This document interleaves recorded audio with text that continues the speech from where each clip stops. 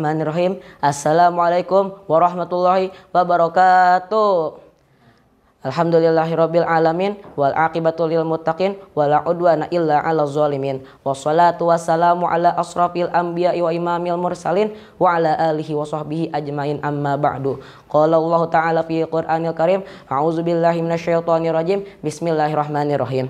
Ya ayyuhalladzina amanu taqullaha wal tanzur nafsum ma qaddamat lighadi wattaqullaha innallaha khabirum bima ta'malun. Al-ayah, sadaqallah. Yang pertama-tama dan paling utama, marilah kita panjatkan puji syukur kehadirat Allah Subhanahu wa taala yang telah banyak memberikan nikmat kepada kita. Dan karenanya juga kita dapat bisa bertemu dengan bulan Ramadan pada tahun ini. Dan tak lupa salawat serta salam tetap tercurah limpahkan kepada junjungan alam an-nabiyana wa rasulana wa maulana Kanjeng Nabi Muhammad sallallahu alaihi wasallam, juga kepada keluarganya dan para sahabatnya, juga kita selaku umatnya, semoga mendapatkan syafaatnya di yaumil kiamah nanti. Amin ya Allah ya rabbal alamin. Perkenalkan, nama saya Akbar Maulana Malik Ibrahim yang akan mengisi kutum pada hari ini.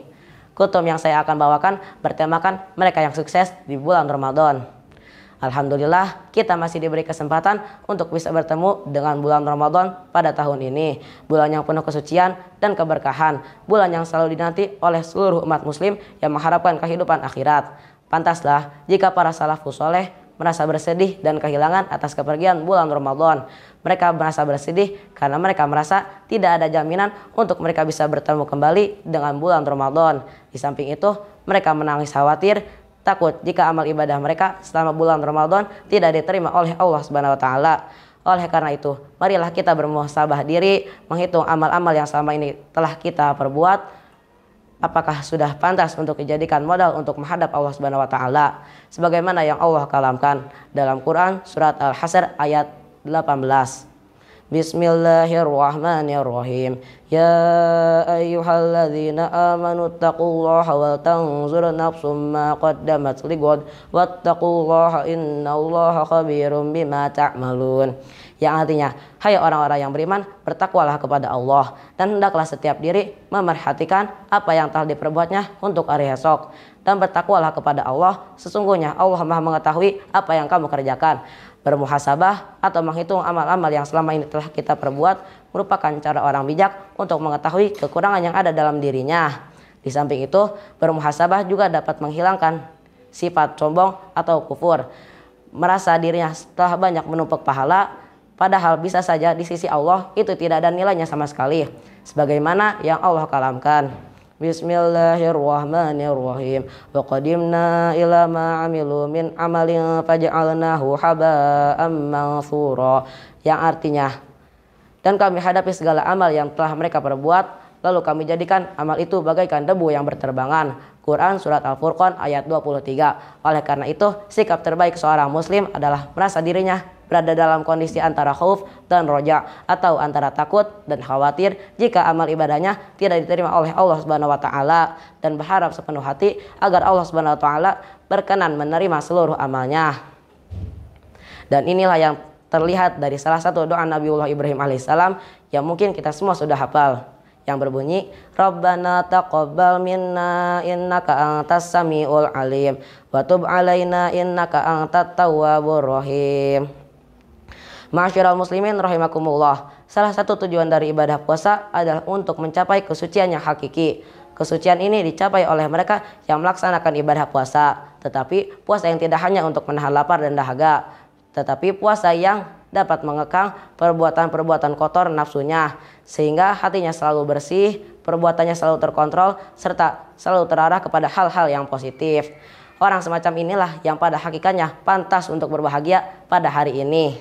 Dan merekalah yang telah mencapai predikat takwa, sebagaimana yang Allah kalamkan dalam Quran surat Al-Baqarah ayat 183. Bismillahirrahmanirrahim. Ya ayyuhalladzina amanu kutiba alaikumusyamu kama kutiba alal ladzina min qablikum la'allakum tattaqun. Yang artinya, hai orang-orang yang beriman, diwajibkan atas kamu berpuasa sebagaimana orang-orang sebelum kamu agar kamu bertakwa. Coba kita perhatikan pada akhir ayat tadi, di mana disebutkan kata takwa, dan kata takwa di sini hadir dalam bentuk fi'il mudhari yang artinya ketakwaan harus bisa hadir dalam segala kondisi dan situasi. Hal ini mengisyaratkan bahwa nilai ketakwaan harus juga bisa hadir meskipun di luar bulan Ramadan. Janganlah kita menjadi penyembah bulan Ramadan, yaitu orang yang melakukan perbuatan baik hanya di bulan Ramadan, sementara di luar bulan Ramadan ia kembali kepada perbuatan-perbuatan yang buruk. Orang semacam inilah yang seharusnya sadar bahwa Tuhan bulan Ramadan adalah Tuhannya bulan-bulan selain bulan Ramadan.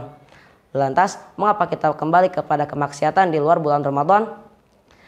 Masyiral muslimin rahimakumullah. Menurut para ulama, salah satu ciri ibadah puasa kita diterima oleh Allah Subhanahu wa taala adalah dilihat dari kondisi ibadah kita setelah bulan Ramadan.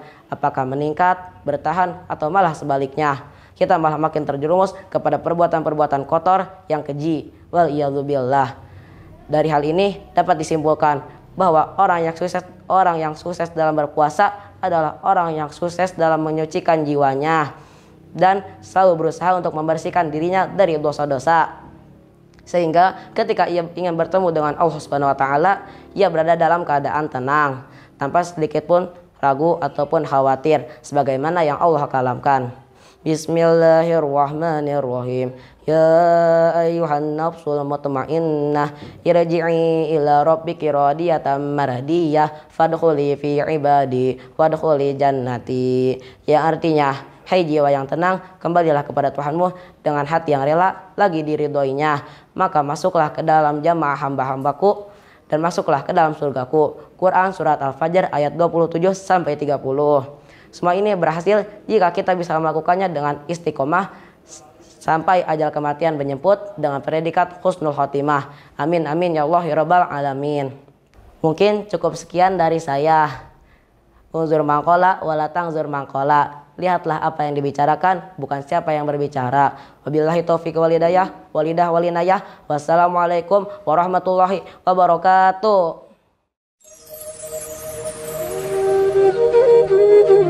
Thank you.